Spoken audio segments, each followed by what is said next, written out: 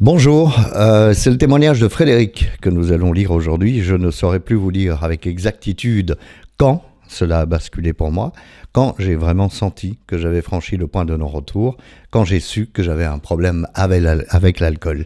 Alors Frédéric nous livre son témoignage et il le livre également dans ce bouquin.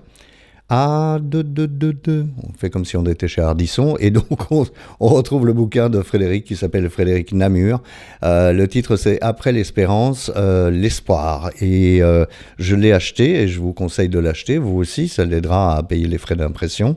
Et puis c'est surtout un témoignage raccourci que nous allons voir aujourd'hui, mais là il nous explique tout son parcours.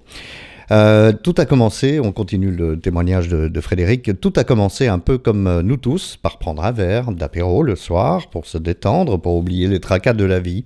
Pour moi, l'alcool était une source pour inhiber mon stress, la peur des cris de mon épouse, être plus fort pour affronter ses rabaissements, ses critiques, sa mauvaise humeur, avoir la force de lui tenir tête. Mais il n'y avait pas que ça. La perte de jumeaux à 6 mois de grossesse a été une épreuve supplémentaire qui m'a plongé dans la dépression. L'alcool et la dépression ne font pas bon ménage et en effet, ou du moins cela vous plonge encore plus dans le mal-être. Et c'est vrai que c'est comme de rajouter de l'huile sur le feu, forcément l'alcool rend dépressif. Alors quand on est déjà dépressif, c'est évidemment pas la solution. Pas besoin de vous dire qu'avec un tel cocktail, le besoin de boire plus régulièrement, n'a pas tardé. Passage obligé, augmenter les doses pour en ressentir le même effet, d'un verre à une bouteille de Porto par jour, et cela assez rapidement. Voilà, c'est un peu comme moi, d'un verre de pastis par jour à une bouteille de pastis par jour. Plus de doute, j'étais malade alcoolique, mais je n'avais pas encore mis le mot dessus. On se voile la face, dit Frédéric, et je suis bien d'accord avec cette analyse. On se voile la face, on pense que l'on n'est pas comme l'alcoolique qui titube dans les rues. Non, moi c'est différent. Enfin, c'est ce que je pensais. Mon premier appel à l'aide a été dirigé vers mon médecin traitant. C'est souvent ce qu'il faut faire, d'ailleurs. Parfois, ce n'est pas une solution immédiate, mais commençons par le point de départ. Mais à part quelques médicaments, je n'ai pas eu vraiment de soutien, nous dit Frédéric, juste de l'antidépresseur plus fort et de l'antabuse, sans succès pour moi. J'ai ensuite tenté une autre approche, les groupes de soutien, et dans ce cas-ci c'est le groupe Vie Libre. Cela m'a aidé quelque temps et puis j'ai fini par ne plus y aller, par ne plus trouver de l'intérêt ou l'aide dont j'avais besoin. Nous ne sommes pas tous réceptifs à ce genre de réunion et en effet, c'est vrai, moi je l'ai fait pendant 5 ans tous les jours, c'est un peu au cas par cas et selon chaque individu. Donc voilà, moi je préconise toujours de tout essayer, y compris pourquoi pas les post-cures et les cures, et c'est de ça qu'on va parler puisque l'essentiel du témoignage de Frédéric se trouve là. Après avoir passé encore quelques années en couple, j'ai pris mon courage à 2 mains pour quitter ma femme, pour fuir le mal que cela m'engendrait. Après ma séparation, je suis passé par plusieurs tentatives pour essayer de m'en sortir, plusieurs cures en milieu hospitalier, une cure sans médication, à l'arrache, qui a failli me coûter la vie, une crise d'épilepsie.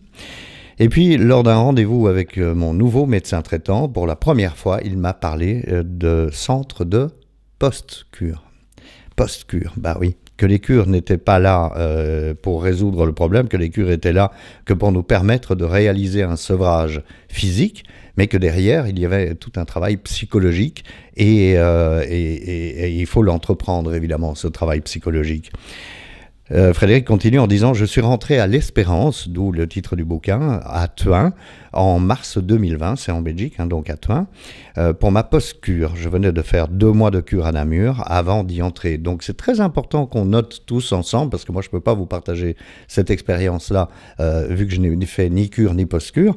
Mais donc, ici on parle de Frédéric qui nous fait une cure à Namur, pendant 2 mois, une cure de désintoxication, donc pour perdre l'habitude de boire, et puis tout ça sous contrôle médical, bien sûr. Et ensuite, 6 mois, j'ai pu me reconstruire, mettre des mots sur mon mal-être, en post-cure.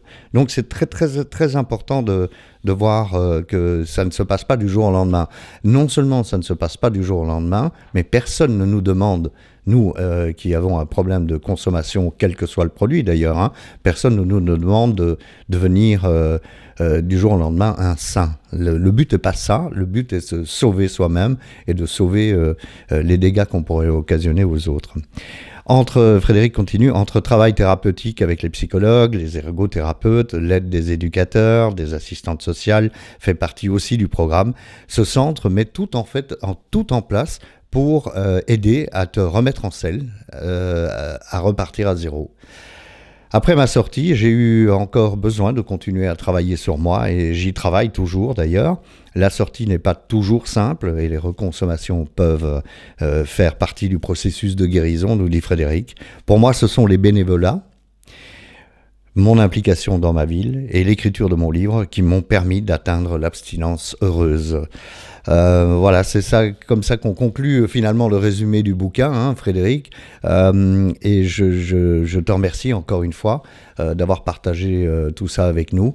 Moi, j'en retiens une bonne leçon, c'est que quelle que soit la voie que l'on choisit, on doit démarrer par un point précis qui est de sortir de soi, de sortir de son propre cerveau, d'ouvrir les œillères, d'aller demander de l'aide à l'extérieur.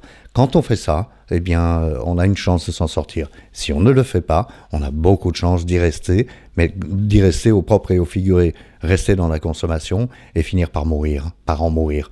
J'en suis le témoin, j'ai failli en mourir. Je ne sais pas par quel miracle la prise de conscience s'est produite, mais je sais qu'elle peut se produire et je sais qu'elle peut se produire pour chacun d'entre nous. Voilà, je vous souhaite une très bonne semaine. On se retrouve la semaine prochaine. Au revoir.